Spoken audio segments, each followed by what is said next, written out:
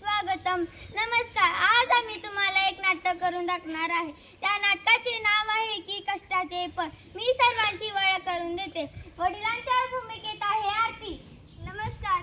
मुलांच्या भूमिकेत आहे सृष्टी, वैभवी, रेणुका, दुर्गा. नमस्कार. व्यापारीच्या भूमिकेत आहे अर्पिता.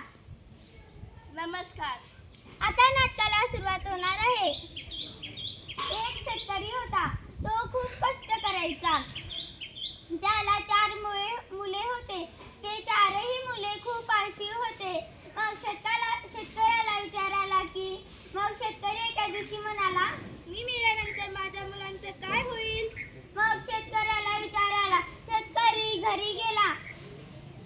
मग मुलांना म्हणाला, मुलांनो, मी रात्री जात आहे.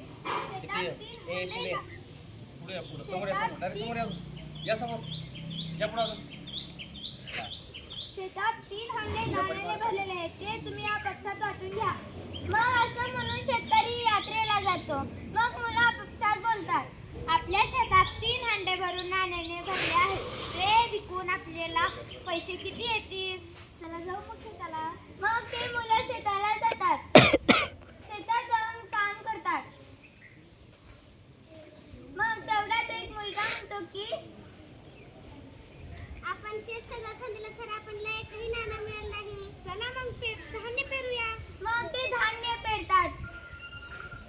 मग त्यांचं धान्य खूप उत्पन्न होतं.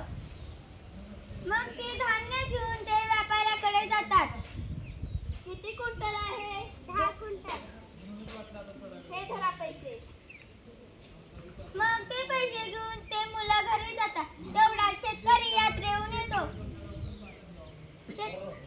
मुलं झालेली सर्व गोष्ट शेतकऱ्याला सांगतो.